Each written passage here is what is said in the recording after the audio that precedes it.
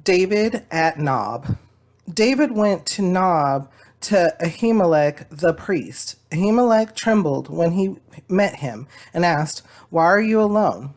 Why is no one with you?" David answered, Ahimelech the priest, "The king charged me with a certain matter and said to me, 'No one is to know anything about your mission and your instructions. As for my men, I have told them to meet me at a certain place.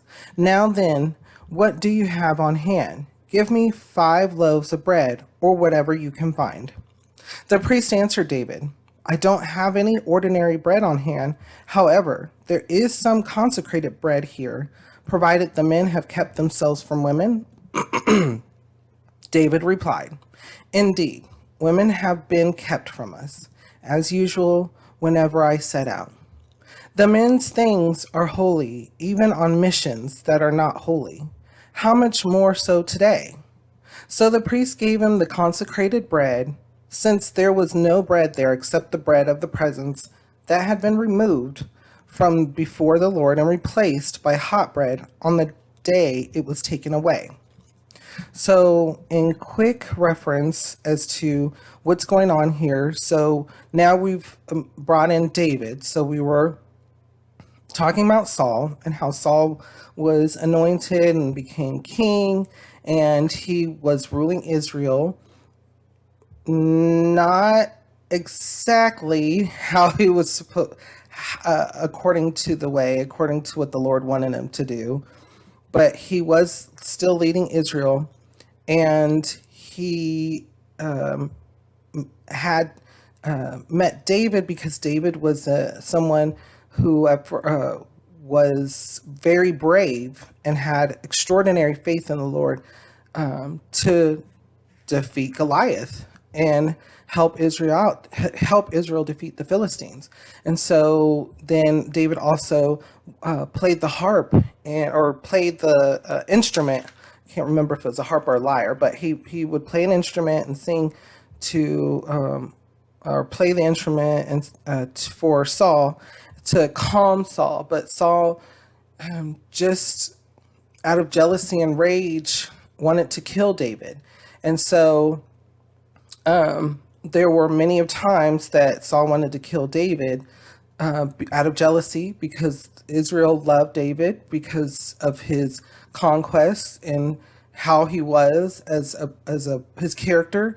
And then Saul's son Jonathan, however, Jonathan also liked David. Jonathan loved David as himself, as what we know in the Bible, how it tells us to love each other as ourselves.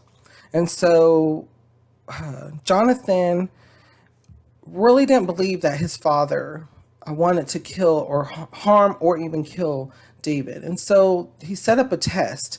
The test proved, though, that not only did Saul, his father, want to kill David, but he would kill anyone that stood in the way, including his own son Jonathan.